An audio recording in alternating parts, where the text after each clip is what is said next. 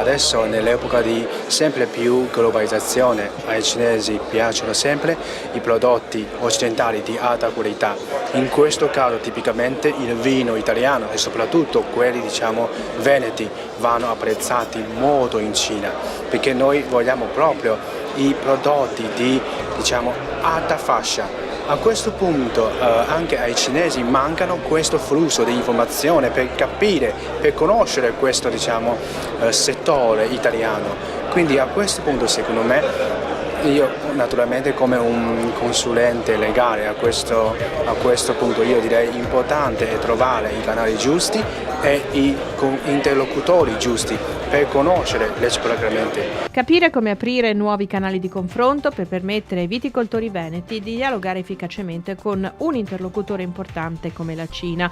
Fare il punto sull'export del 2013 e discutere delle nuove opportunità di mercato offerte dal gigante asiatico sempre più interessato al vino italiano. Sono questi i temi che hanno animato l'ultimo appuntamento del Trittico Vitivinicolo, il tradizionale ciclo di incontri promosso da Veneto Agricoltura in collaborazione con Avepe e la Regione per seguire le varie fasi della vendemmia in Veneto.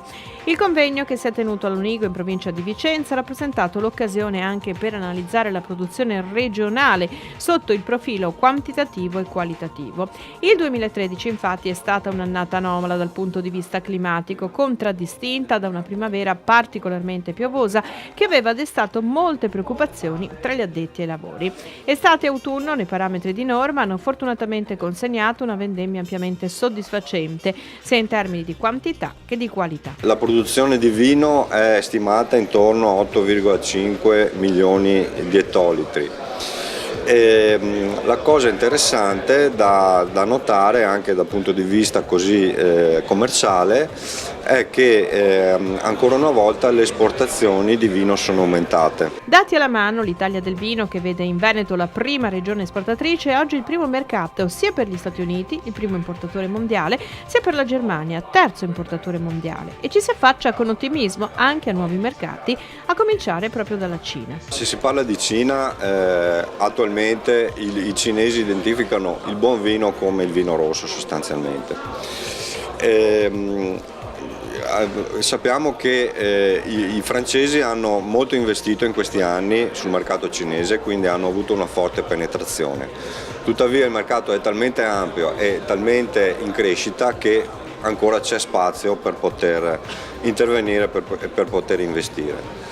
È importante però presentarsi con i giusti mezzi e soprattutto riuscire a fare sistema in modo da non disperdere le energie in un mercato che di per sé è così dispersivo e così vasto. Quello del Paese del Dragone è un mercato dalle enormi potenzialità, dove però i vini italiani hanno imparato a farsi conoscere relativamente da poco tempo.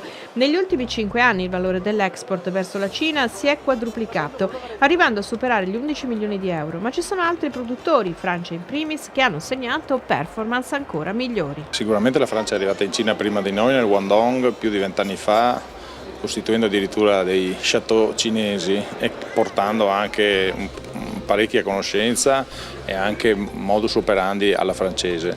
Noi però abbiamo dalla nostra il fatto che abbiamo una viticoltura molto più articolata su varietà autoctone che per il mercato cinese possono costituire un'autentica novità.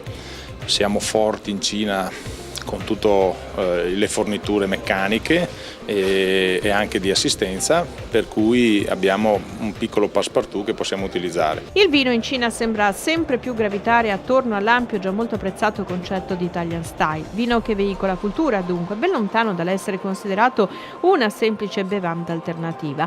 Per consolidare questo tipo di percezione da parte del consumatore diventa indispensabile per i nostri produttori capire come approcciare al meglio questo mercato che presenta diverse difficoltà. Oltre che agli aspetti legali tipo etichettatura, dazi, logistici,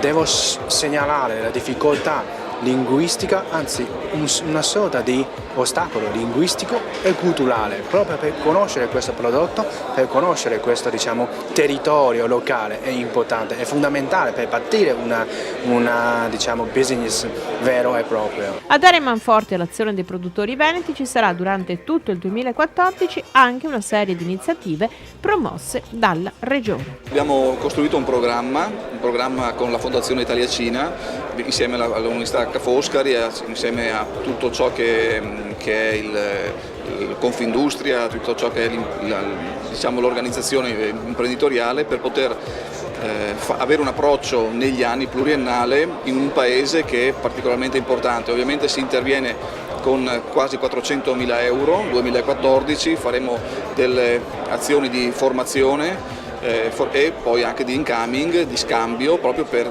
una reciproca conoscenza. Porteremo le prime 40 aziende che hanno i numeri per poter competere in un paese come quello della Cina, e quindi le accompagneremo istituzionalmente e culturalmente.